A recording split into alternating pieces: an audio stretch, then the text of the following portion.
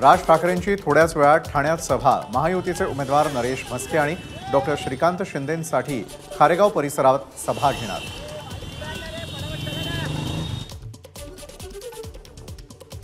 ठाण्याचे उमेदवार नरेश म्हस्के प्रचंड मताधिक्याने विजयी होतील। मुख्यमंत्री शिंदेंना विश्वास, तर राज ठाकरेंच्या सभेमुळे ठाण्यात प्रभाव पडेल। मुख्यमंत्र्यांची प्रतिक्रिया।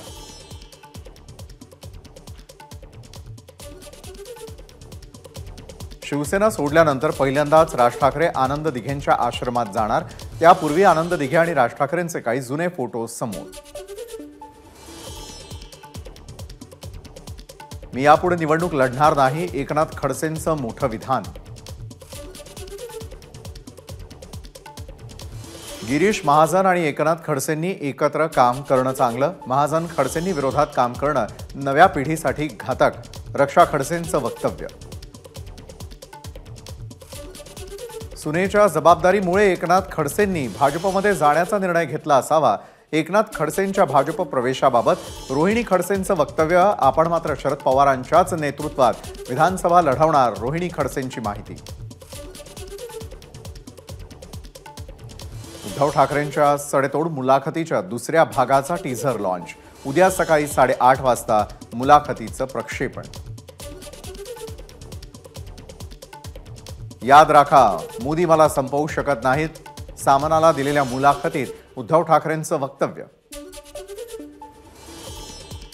मी मुख्यमंत्री असेपर्यंत महाराष्ट्रातून प्रकल्प गुजरातला नेण्याची हिंमत त्यांच्यात नव्हती, पण नवीन सरकार स्थापन झालं। त्या सरकारच्या कार्यकाळात अनेक मोठे प्रकल्प महाराष्ट्राबाहेर गेले।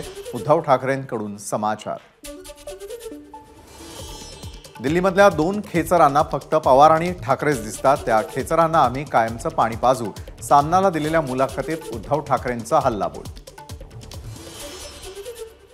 उद्धव ठाकरेंची मुलाखत म्हणजे काळूबाळूचा तमाशा।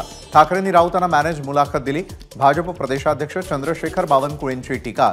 हिंमत असेल तर आपण विचारलेल्या 5 प्रश्नांची ठाकरेंनी उत्तरं द्यावी। बावनकुळेंचं ट्विट।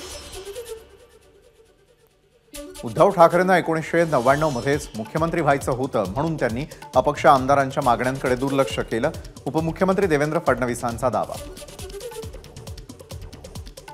भाजपला सोडून उद्धव ठाकरे काँग्रेस आणि राष्ट्रवादी काँग्रेस सोबत जातील असं आम्हाला कधीच वाटलं नव्हतं। उपमुख्यमंत्री देवेंद्र फडणवीसांचं वक्तव्य। उद्धव ठाकरे गटानं बापाशी आणि विचाराशी गद्दारी का केली यांचा उल्लेख त्यांनी मुलाखतीत काही केला नाही। संजय शिरसाठांचा टीका करत सवाल। नाशिक जिल्ह्यात राज्य सरकारनं 800 कोटींचा घोटाळा केला। संजय राऊतांचा आरोप। यामध्ये मुख्यमंत्री, नगरविकास खाते, स्थानिक नेते सहभागी। राऊतांचं वक्तव्य। एकनाथ शिंदेंनी धनुष्यबाण चोरला, त्यामुळे आता लोक त्यांना मतदान करणार नाहीत। डॅमेज कंट्रोलसाठी त्यांच्याकडे काहीही नाही।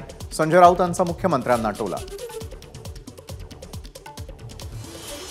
महाविकास आघाडीला राज्यामध्ये किमान 35 जागा मिळतील। शिंदे, अजित पवारांना एकही जागा मिळणार नाही। संजय राऊतांचा दावा। संजय राऊतांना मिशा काढण्याची वेळ येणार। 4 जूनच्या निकालानंतर त्यांनी महाराष्ट्र सोडून जाऊ नये। निकालानंतर दाखवू अजितदादांची ताकद काय। अमोल मिटकरींचं संजय राऊतांना उत्तर। पंकजांचा पराभव करा असं मी म्हणालो नाही। उलट जातीयवादी विधानं पंकजाच करतायत।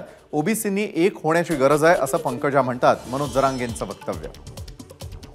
माझ्यावरील हल्ल्यामागे कटामागे कोण होतं हे सरकारनं जाहीर सांगावं, मग मी नाव घेणं बंद करेन। मराठा आंदोलक। मनोज जरांगेंचं वक्तव्य।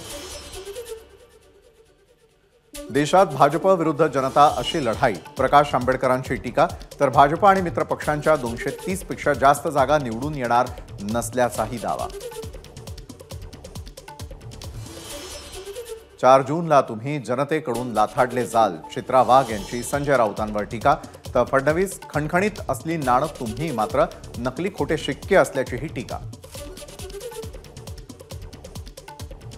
भिवंडी लोकसभा मतदारसंघातील शहापूरमध्ये शरद पवारांची सभा।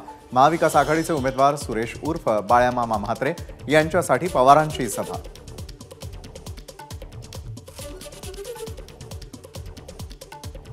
कृषी मंत्री असताना शरद पवारांनी ठाणे जिल्ह्यासाठी काय केलं?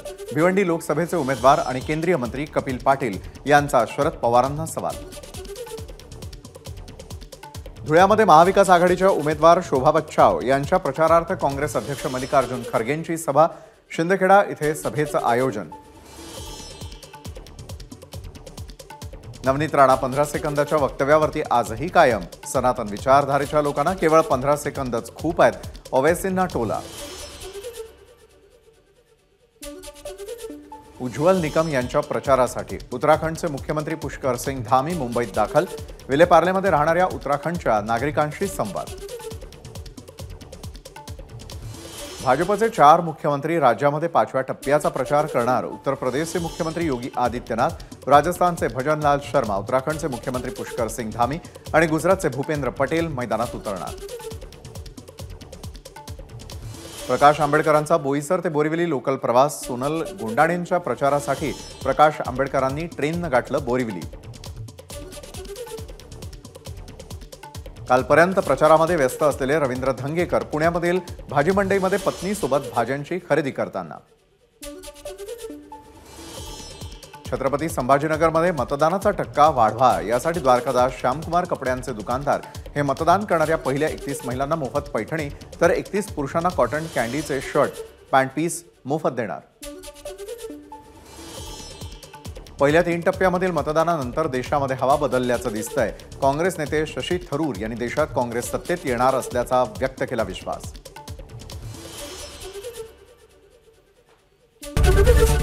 एबीपी माझा, उघडा डोळे बघा नीट.